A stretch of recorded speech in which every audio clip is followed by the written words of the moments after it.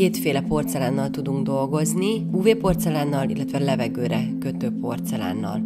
A levegőre kötő porcelán likvidje ilyen kékes, lilás színű és erős szagú folyadék, az UV porcelán likvidje pedig egy átlátszó, picikét sűrűbb, mondhatni, hogy teljesen szagtalan folyadék. Most a levegőre kötő porcelán likvidjét fogom használni. Az épített technikánál, miután megtörtént az előkészítés, a saját természetes körömlemezt bekenjük ezzel a primer ceruzával, szintén ügyelünk arra, hogy a bőrre ne kerüljön ebből az anyagból.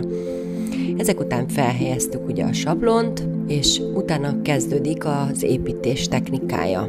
Ugyanúgy fogjuk a fehér anyagot felvenni, mint az UV porcelános technikánál, azzal a különbséggel, hogy ugye itt a porfolyadék aránya teljesen más, vagyis itt nagyobb rész a likvid és kisebb rész a por. Ugyanúgy gombolc keletkezik az ecsetünk egyik oldalán, amit le fogunk itatni egy papírtörlőn. Onnan látjuk, hogy mikor használható az anyagunk az építéshez, hogy fogkrém állagúvá válik. Tehát sima lesz a felülete, érdes felületből egyszer csak kisimul az anyag. Ekkor ráhelyezzük a sablonunkra, és kialakítjuk vele a szabad szélt.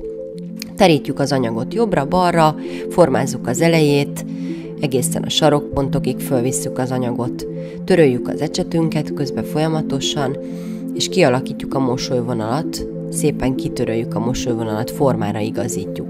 Aztán újra terítjük az anyagot, simogatjuk az anyagunkat, és addig igazgatjuk a mosolyvonalunkat, amíg megfelelővé nem válik. Utána felvesszük a rózsaszínű anyagot,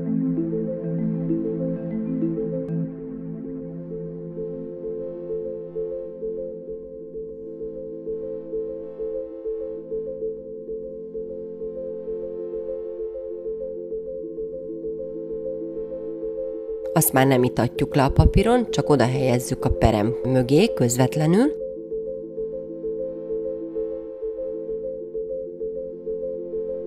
Szintén itt is be fog terülni az anyag. Ezt szépen lapogató mozdulatokkal a körömlemezre igazítjuk, és összesimítjuk a simító ecset mozdulatokkal a végén. Utána újabb gombolcot veszünk fel, hátsó bőredőhöz teszünk egy kisebb anyagmennyiséget, ezt összesimítjuk az előzővel, és készen van az épített köröm.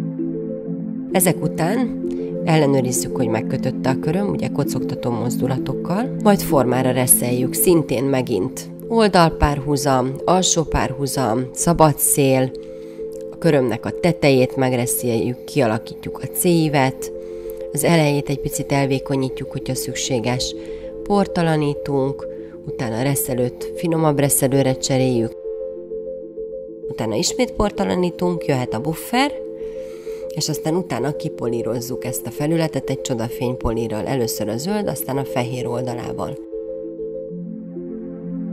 Ezek után a körömágybőrolajjal körbekenjük a bőrt, és bemasszírozzuk a körömlemeznek a felületébe.